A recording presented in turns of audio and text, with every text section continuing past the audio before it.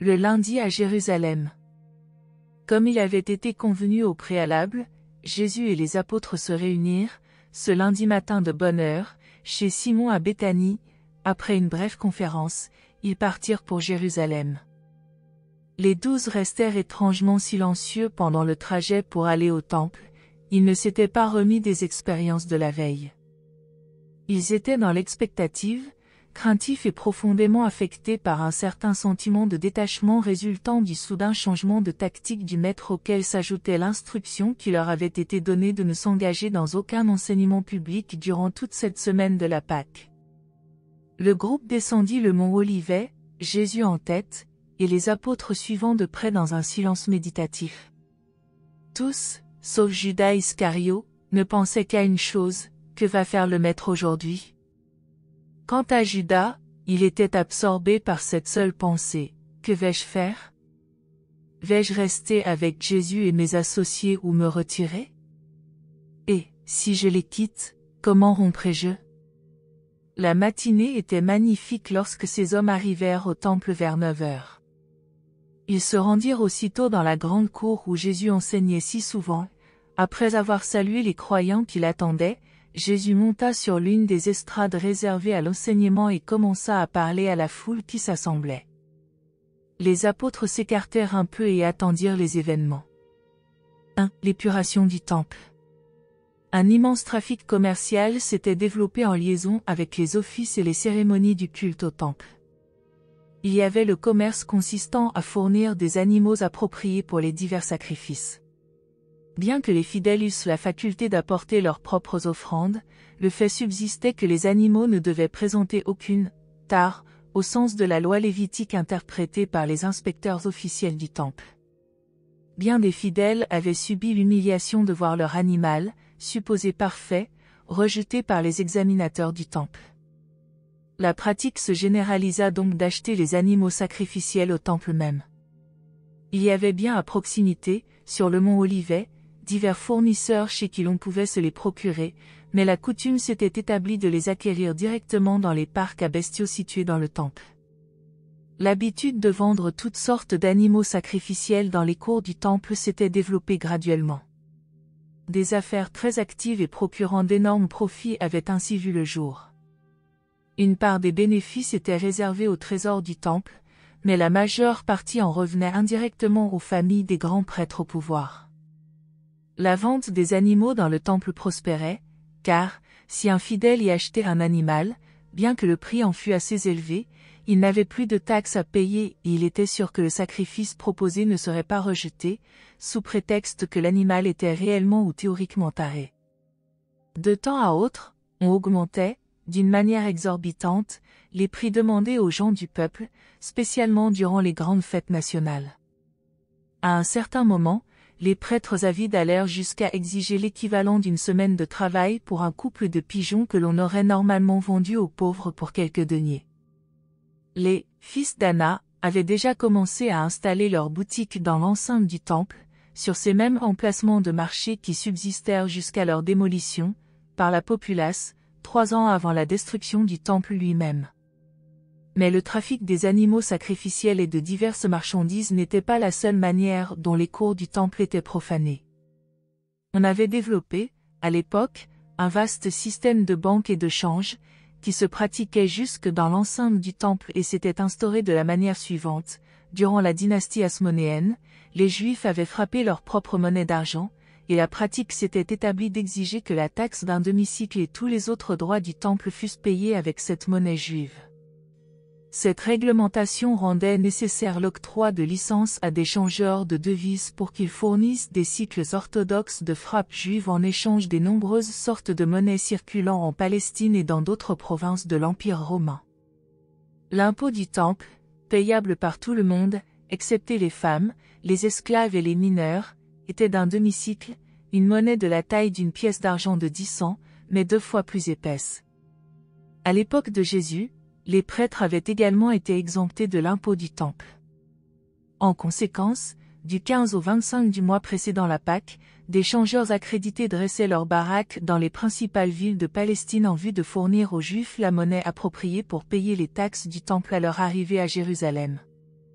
Après cette période de 10 jours, ces changeurs partaient pour Jérusalem et installaient leur comptoir dans les cours du temple. Ils étaient autorisés à prélever une commission de 3 à 400 sur l'échange d'une pièce valant à peu près 10 cents, et le double sur une pièce de valeur supérieure. Ces banquiers du temple tiraient également profit du change de tout l'argent destiné à l'achat des animaux à sacrifier, et au paiement des vœux et des offrandes. Non seulement ces changeurs du temple faisaient des affaires régulières de banque pour tirer bénéfice du change d'au moins 20 sortes de monnaies apportées périodiquement par les pèlerins, lors de leur passage à Jérusalem, mais ils s'engageaient aussi dans toutes sortes d'opérations relevant du métier de banquier. Le trésor du temple et les chefs religieux tiraient d'immenses profits de ces activités commerciales. Il n'était pas rare que le trésor du temple contint jusqu'à plus de 10 millions de dollars, tandis que le petit peuple languissait dans la misère et continuait à payer ses prélèvements injustes. Ce lundi matin, Jésus tenta d'enseigner l'évangile du royaume céleste au milieu de cette bruyante multitude de changeurs, de vendeurs et de marchands de bestiaux. Il n'était pas seul à s'indigner de cette profanation du temple. Les gens du peuple, et spécialement les Juifs des provinces étrangères, étaient profondément froissés dans leur cœur de voir ainsi profaner leur temple national pour de l'argent. À cette époque, le Sanhédrin lui-même tenait ses réunions régulières dans une salle autour de laquelle se poursuivait le brouhaha de ses discussions et ce pêle-mêle de commerce et de troc. Au moment où Jésus allait commencer son allocution, 2 incidents se produisirent qui attirèrent son attention. Au comptoir d'un changeur voisin, une discussion violente et animée s'était élevée à propos d'une commission trop élevée demandée à un juif d'Alexandrie. Au même instant, l'air était déchiré par les beuglements d'une centaine de béufs que l'on transférait d'une section du parc à bestiaux à une autre. Tandis que Jésus s'arrêtait en contemplant silencieusement, mais méditativement, cette scène de commerce et de confusion, il aperçut près de lui un Candide galiléen à qui il avait parlé à Aéron, et que des Judéens, arrogants et se prétendant supérieurs, ridiculisaient et bousculaient. Tout ceci se conjugua dans l'âme de Jésus pour provoquer l'un de ces étranges accès d'indignation émotive qui le prenaient périodiquement. À la stupéfaction de ses apôtres, qui se tenaient à proximité immédiate et s'abstinrent de participer à la scène qui suivit, Jésus descendit de l'estrade d'enseignement, se dirigea vers le garçon qui conduisait le bétail à travers la cour, lui prit son fouet de corde et chassa rapidement les animaux du temple, mais ce ne fut pas tout. Sous les regards émerveillés des milliers de personnes assemblées dans la cour du temple, il marcha à grands pas majestueux vers la section la plus éloignée du parc à bestiaux et se mit à ouvrir les portes de chaque étable et à enchasser les animaux emprisonnés. Dès lors, les pèlerins assemblés furent galvanisés, avec des clameurs tumultueuses, ils allèrent vers les bazars et commencèrent à renverser les tables des changeurs. En moins de 5 minutes, tout commerce avait été balayé du temple. Au moment où les gardes romains du voisinage apparurent sur la scène, tout était de nouveau paisible et la foule s'était disciplinée.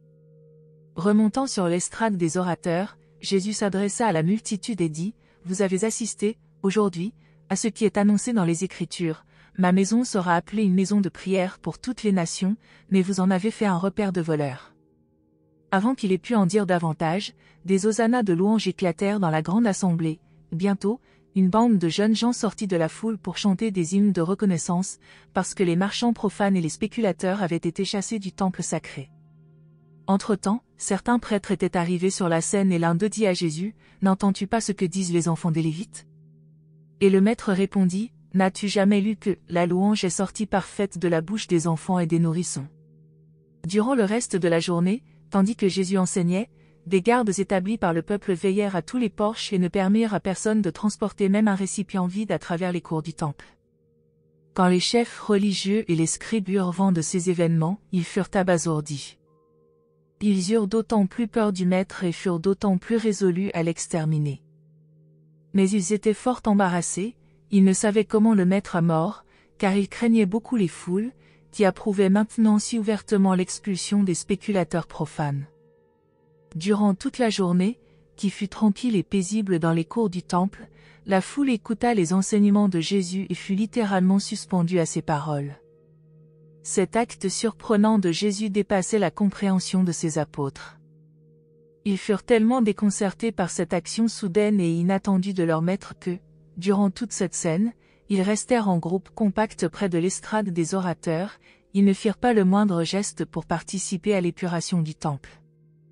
Si cet événement spectaculaire avait eu lieu la veille, au moment de l'arrivée triomphale de Jésus au temple, à l'issue de la procession tumultueuse à travers les portes de la ville, où il avait été sans cesse bruyamment acclamé par la multitude, ils auraient été prêts à agir, mais, de la manière dont l'incident arriva, ils n'étaient aucunement préparés à y participer. Cette épuration du temple révèle l'attitude du maître envers la commercialisation des pratiques religieuses ainsi que sa répulsion pour toutes les formes d'injustice et de spéculation aux dépens des pauvres et des ignorants. L'épisode montre également que Jésus n'approuvait pas le refus d'employer la force pour protéger la majorité d'un groupe humain contre les pratiques déloyales et asservissantes de minorités injustes capables de se retrancher derrière le pouvoir politique, financier ou ecclésiastique. On ne doit pas permettre à des hommes astucieux, pervers et intrigants de s'organiser pour exploiter et opprimer ceux qui, à cause de leur idéalisme, ne sont pas disposés à recourir à la violence pour se protéger ou pour mettre à exécution leurs projets dignes de louange. 2. Contestation de l'autorité du Maître. Le dimanche, la triomphale entrée de Jésus à Jérusalem inspira une telle crainte aux dirigeants juifs qu'ils s'abstinrent de le faire arrêter. Le lendemain, l'épuration spectaculaire du temple retarda de même effectivement l'arrestation du Maître. Jour après jour, les chefs des Juifs étaient plus décidés à le détruire, mais ils en étaient détournés par deux craintes qui se conjuguaient pour retarder l'heure de frapper. Les chefs des prêtres et les scribes ne voulaient pas arrêter Jésus en public, car ils craignaient que la foule ne se retourne contre eux avec rancune et fureur. Ils craignaient également l'éventualité d'un appel aux gardes romains pour calmer une émeute populaire. Au cours de sa session de midi, le Sanhédrin décida à l'unanimité qu'il fallait en finir rapidement avec Jésus, car aucun des amis du Maître n'assistait à cette réunion. Les membres du Sanhédrin ne purent toutefois se mettre d'accord sur le moment et la manière de l'arrêter. Ils décidèrent finalement de désigner 5 groupes qui se mêleraient au public en vue d'embrouiller Jésus dans ses enseignements ou de le discréditer de quelque manière aux yeux de ceux qui écoutaient son instruction. En conséquence, vers 2 heures, au moment où Jésus venait de commencer son discours sur la liberté de la filiation, un groupe d'anciens d'Israël se fraya un chemin jusqu'auprès de lui, l'interrompit à leur manière habituelle et lui demanda « Par quelle autorité fais-tu ces choses ? Qui t'a donné cette autorité ?» Les dirigeants et les fonctionnaires du Sanhédrin juif avaient parfaitement le droit de poser cette question à quiconque prétendait enseigner et agir de la manière extraordinaire qui avait caractérisé Jésus, spécialement dans sa récente conduite en éliminant du temple tous les commerces. Ces marchands échangeurs opéraient avec une licence directement octroyée par les dirigeants les plus élevés, et un pourcentage de leurs gains était supposé revenir directement au trésor du temple. N'oubliez pas que l'autorité était le mot de passe de toute la société juive. Les prophètes suscitaient toujours des troubles parce qu'ils avaient l'audace de prétendre enseigner sans autorité, sans avoir été dûment instruits dans les académies rabbiniques ni avoir ensuite reçu l'ordination régulière du Sanhédrin. L'absence de cette autorité pour enseigner ostensiblement en public était considérée comme dénotant soit une ignorance présomptueuse, soit une rébellion ouverte. À cette époque, seul le Sanhédrin pouvait conférer l'ordination à un ancien ou à un éducateur, et cette cérémonie devait avoir lieu devant au moins 3 personnes précédemment ordonnées de la même manière. Cette ordination conférait le titre de « rabbin » à l'éducateur et le qualifiait également pour agir en tant que juge, liant et déliant les questions soumises à sa décision. Les chefs du temple se présentèrent devant Jésus, à cette heure de l'après-midi, en contestant non seulement son enseignement, mais ses actes. Jésus savait bien que ces mêmes hommes avaient depuis longtemps affirmé en public que l'autorité de son enseignement était satanique et que toutes ses œuvres puissantes avaient été accomplies grâce au pouvoir du prince des démons. C'est pourquoi le Maître commença sa réponse à leurs questions par une autre question. Jésus dit, « Je voudrais également vous poser une question. Si vous me répondez, je vous dirai aussi par quelle autorité j'accomplis mes œuvres. D'où venait le baptême de Jean ? Tirait-il son autorité du ciel ou des hommes ? » Quand ils entendirent cela, les interrogateurs de Jésus se retirèrent à l'écart pour se concerter sur la réponse qu'ils pouvaient donner.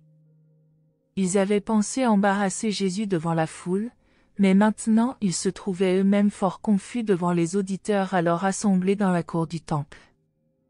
Et leur déconfiture fut encore plus évidente lorsqu'ils revinrent vers Jésus en disant, au sujet du baptême de Jean, « Nous ne pouvons répondre, nous ne savons pas, Ils répondirent ainsi au maître parce qu'ils avaient tenu entre eux le raisonnement suivant. Si nous disons que le baptême de Jean vient du ciel, Jésus dira, « Pourquoi n'y avez-vous pas cru ?» Et il risque d'ajouter qu'il tient son autorité de Jean. Et si nous disons que ce baptême vient des hommes, la foule pourrait se retourner contre nous, car la majorité estime que Jean était un prophète. Ils furent ainsi obligés de revenir devant Jésus et la foule en confessant que, les éducateurs religieux et les chefs d'Israël, ne pouvaient pas, ou ne voulaient pas, exprimer une opinion sur la mission de Jean. Lorsqu'ils eurent ainsi parlé, Jésus abaissa le regard sur eux et dit, « Moi non plus, je ne vous dirai pas par quelle autorité j'accomplis ces choses. » Jésus n'avait jamais eu l'intention de se targuer de l'autorité de Jean, qui n'avait pas reçu l'ordination du Sanhédrin. L'autorité de Jésus résidait en lui-même et dans la suprématie éternelle de son Père. En employant cette méthode vis-à-vis de ses adversaires, Jésus ne cherchait pas à éluder la question. Au premier abord, il pouvait sembler coupable d'une magistrale évasion, mais ce n'était pas le cas. Jésus n'était jamais disposé à tirer injustement avantage de quiconque, même de ses ennemis. Dans cette apparente évasion, il fournit réellement, à tous ses auditeurs, la réponse à la question sur l'autorité conférée à sa mission. Les pharisiens avaient affirmé qu'il l'accomplissait par autorité du prince des démons. Or, Jésus avait maintes fois répété qu'il enseignait et œuvrait par le pouvoir et l'autorité de son Père céleste, chose que les dirigeants juifs refusaient d'accepter. Ils cherchaient donc à le discréditer en lui faisant admettre l'irrégularité de son enseignement, puisqu'il n'avait jamais été sanctionné par le Sanhédrin. En répondant comme il fit, sans prétendre avoir reçu l'autorité de Jean, il satisfit l'auditoire avec l'inférence que l'effort de ses ennemis, pour le prendre au piège, se retournait efficacement contre eux et les discréditait beaucoup aux yeux de toutes les personnes présentes. C'était ce génie du maître pour manier ses adversaires qui leur inspirait une si grande peur de lui. Ils n'essayèrent plus de le questionner ce jour-là et se retirèrent pour se consulter à nouveau entre eux. Mais le peuple ne fut pas long à discerner la malhonnêteté et le manque de sincérité dans les questions posées à Jésus par les dirigeants juifs. Même le petit peuple ne pouvait manquer de noter la différence entre la majesté morale du maître et l'hypocrisie calculée de ses ennemis. Mais l'épuration du temple avait rallié les Sadducéens aux pharisiens pour parfaire les plans destinés à détruire Jésus. Et les Sadducéens représentaient alors la majorité du Sanhédrin. 3. La parabole des deux fils. Tandis que les pharisiens ergoteurs se tenaient là en silence, Jésus abaissa son regard sur eux et dit, « Puisque vous doutez de la mission de Jean et que vous êtes hostiles à l'enseignement et aux œuvres du Fils de l'homme, écoutez la parabole que je vais vous conter. Un grand propriétaire respecté avait 2 fils et désirait leur aide pour administrer ses vastes domaines. Il alla trouver l'un d'eux et lui dit, « Mon fils, va travailler aujourd'hui dans mon vignoble. » Ce fils y réfléchit répondit à son père, « Je n'irai pas », mais ensuite il se repentit et s'y rendit. Le propriétaire alla ensuite trouver son fils aîné et lui dit également, « Mon fils, va travailler dans mon vignoble. » Et ce fils hypocrite et infidèle répondit, « Oui, mon père, j'irai. » Mais, quand son père eut tourné le dos, il n'y alla pas. Je vous pose la question, lequel de ses fils a réellement fait la volonté de son père? L'auditoire répondit unanimement, c'est le premier fils. Alors, Jésus dit, c'est exact. Maintenant, je proclame que les publicains et les prostituées, même s'ils paraissent refuser l'appel à la repentance, verront l'erreur de leur voie et entreront dans le royaume de Dieu avant vous, qui prétendez avec ostentation servir le Père qui est aux cieux tout en refusant d'accomplir ses œuvres. Ce n'est pas vous, scribes et pharisiens, qui avez cru à Jean, mais plutôt les publicains et les pécheurs. Vous ne croyez pas non plus à mon enseignement, mais le peuple écoute mes paroles avec joie. Jésus ne méprisait pas personnellement les pharisiens et les sadducéens. C'était leur système d'enseignement et de pratique qu'il cherchait à discréditer. Il n'était hostile à personne, mais, ici, se produisait le conflit inévitable entre une religion de l'esprit nouvelle et vivante et l'ancienne religion de cérémonie, de tradition et d'autorité. Durant tout ce temps, les 12 apôtres se tenaient près du Maître, mais sans participer en aucune façon à ces échanges. Chacun des 12 réagissait à sa manière particulière aux événements de ces journées clôturant le ministère de Jésus dans la chair, et chacun observait également la consigne du Maître de s'abstenir d'enseigner ou de prêcher en public durant cette semaine de la Pâque. 4. La parabole du propriétaire absent. Lorsque les chefs des pharisiens et les scribes, qui avaient cherché à embrouiller Jésus avec leurs questions, eurent fini d'écouter la parabole des 2 fils, ils se retirèrent pour se concerter à nouveau. Le maître, tournant son attention vers la foule attentive, conta une autre parabole. Un homme de bien, qui possédait une propriété, planta un vignoble. Il l'entoura d'une haie, creusa une fosse pour le pressoir et construisit une tour de guet pour les gardes. Puis il donna son vignoble en location et partit pour un long voyage dans un pays étranger. Quand la saison des vendanges approcha, il envoya des serviteurs aux locataires pour percevoir son fermage. Mais, après s'être concertés, les fermiers refusèrent de donner à ses serviteurs les revenus qu'ils devaient à leur maître. Au lieu de cela, ils attaquèrent les serviteurs, frappèrent l'un, lapidèrent le deuxième et renvoyèrent les autres les mains vides. Lorsque le propriétaire eut vent de l'histoire, il envoya d'autres serviteurs plus sûrs pour régler la question avec ses méchants locataires, mais ceux-ci blessèrent les nouveaux serviteurs et les traitèrent honteusement. Alors, le propriétaire envoya son serviteur favori, son intendant, et les locataires le tuèrent. Pourtant patient et longanime, le propriétaire envoya beaucoup d'autres serviteurs, mais les locataires ne voulurent en recevoir aucun, ils frappèrent les uns et tuèrent les autres. Quand le propriétaire eut été ainsi traité, il décida d'envoyer son fils vers ses locataires ingrats en se disant « Ils peuvent maltraiter mes serviteurs, mais ils montreront certainement du respect pour mon fils bien-aimé. » Mais, en voyant venir le fils, les mauvais locataires impénitents tinrent entre eux le raisonnement suivant « Celui-ci est l'héritier. Allons, tuons-le, et, alors, l'héritage nous appartiendra. » Ainsi donc, ils s'emparèrent de lui, le jetèrent hors du vignoble et le tuèrent. Quand le maître de ce vignoble apprendra qu'ils ont rejeté et tué son fils, que fera-t-il à ses locataires ingrats et méchants? Lorsque les auditeurs eurent entendu cette parabole et la question de Jésus, ils répondirent, « Le propriétaire anéantira ces misérables et louera son vignoble à des fermiers honnêtes, qui lui rendront les fruits en leur saison. » Certains d'entre eux comprirent que la parabole faisait allusion à la nation juive, à la manière dont elle avait traité les prophètes, et au rejet imminent de Jésus et de l'enseignement du royaume. Ils dirent alors tristement, « Dieu veuille que nous ne continuions pas à faire de pareilles choses. » Jésus vit qu'un groupe de pharisiens et de sadducéens se frayait un chemin vers lui à travers la foule.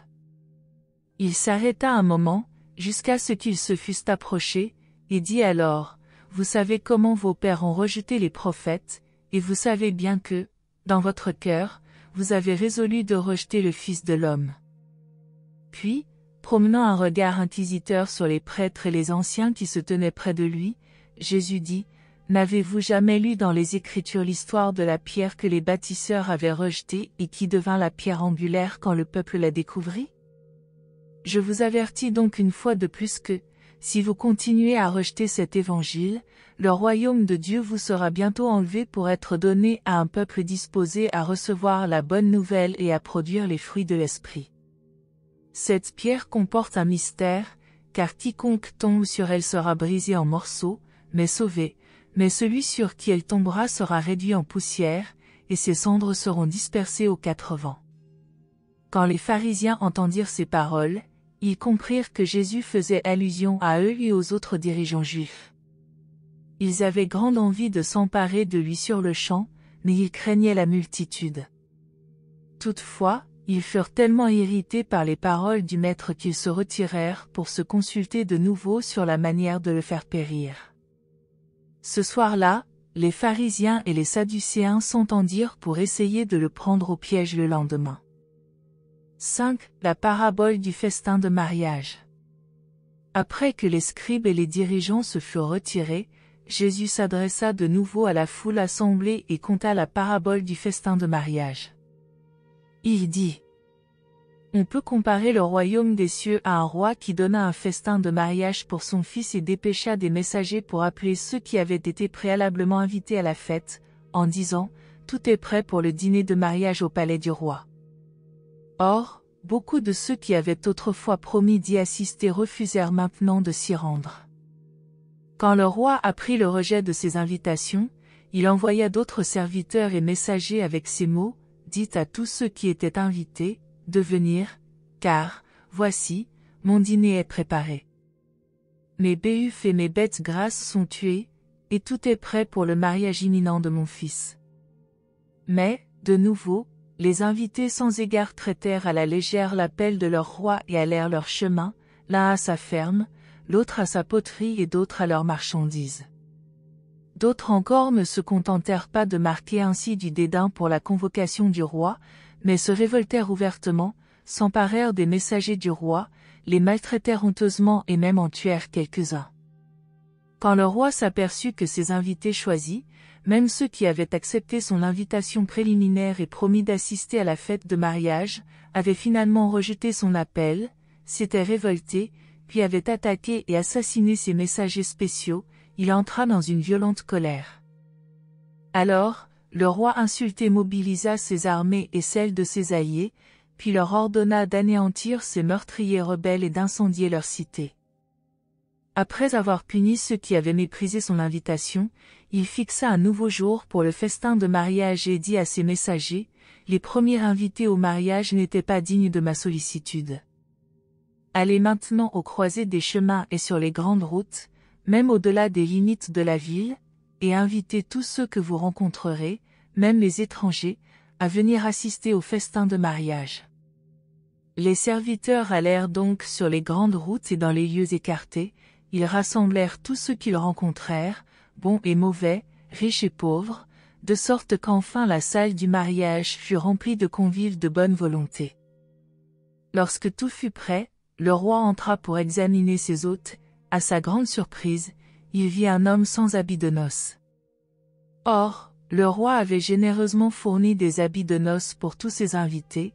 Il s'adressa à l'homme en disant, « Ami, comment se fait-il que tu entres dans la salle des invités, en cette occasion, sans robe de noces ?» Et cet homme non préparé ne sut que dire.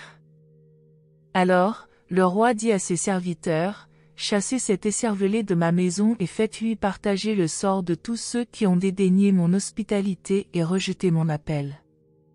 Je ne veux avoir personne ici en dehors de ceux qui se réjouissent d'accepter mon invitation, et qui me font l'honneur de porter les habits de noces que j'ai si libéralement mis à la disposition de tout le monde. » Après avoir conté cette parabole, Jésus allait congédier la multitude lorsqu'un croyant sympathisant se fraya un chemin à travers la foule jusqu'à lui et demanda, « Mais, Maître, comment serons-nous informés de ces choses? Comment serons-nous prêts pour l'invitation du roi? Quel signe nous donneras-tu pour que nous sachions que tu es le Fils de Dieu ?» Après avoir entendu ces questions, le Maître dit, « Il ne vous sera donné qu'un seul signe. » Puis, montrant du doigt son propre corps, il poursuivit, « Détruisez ce temple, et en 3 jours je le relèverai. » Mais les auditeurs ne le comprirent pas et se dispersèrent en se disant entre eux, « Il y a près de 50 ans que ce temple est en construction, et pourtant Jésus dit qu'il le détruira et le relèvera en 3 jours. » Même ses propres apôtres ne saisirent pas la signification de cette phrase, mais ultérieurement, après la résurrection, ils se rappelèrent ce que le Maître avait dit. Vers 4 heures de l'après-midi, Jésus fit signe à ses apôtres et leur indiqua qu'il désirait quitter le temple et aller à Béthanie pour y prendre le repas du soir et une nuit de repos. Sur la montée d'Olivet, Jésus donna des instructions à André, Philippe et Thomas pour que, le lendemain, ils établissent un camp plus proche de la ville, un campement qu'ils pourraient occuper durant le reste de la semaine de la Pâque. Conformément à ces instructions, ils plantèrent leur tente, le lendemain matin, dans le ravin à flanc de coteau qui dominait le parc de campement public de Gethsémani, sur un petit terrain appartenant à Simon de Béthanie. De nouveau, ce fut un groupe de Juifs silencieux qui gravit le versant occidental du mont Olivet, ce lundi soir. Comme jamais auparavant, ces 12 hommes commençaient à pressentir qu'un événement tragique était imminent. D'une part, la spectaculaire épuration du temple aux premières heures de la matinée avait suscité leur espoir de voir le Maître s'affirmer et manifester ses puissants pouvoirs, d'autre part les événements de l'après-midi avaient agi à rebours, en ce sens qu'ils laissaient prévoir avec certitude que les autorités juives rejetteraient les enseignements de Jésus. Les apôtres étaient dans une expectative inquiète et sous l'emprise d'une terrible incertitude. Ils réalisaient que seules quelques brèves journées pouvaient s'intercaler entre les événements de la veille et le choc d'une ruine imminente. Ils sentaient tous qu'il allait se passer quelque chose de prodigieux, mais ne savaient à quoi s'attendre. Ils allèrent se reposer chacun dans son coin, mais dormir très peu. Même les jumeaux Alphée avaient fini par s'éveiller à l'idée que les événements de la vie du Maître se déroulaient rapidement vers leur apogée final. Merci de nous avoir rejoints aujourd'hui, et je vous retrouve bientôt pour une nouvelle exploration passionnante. Restez curieux.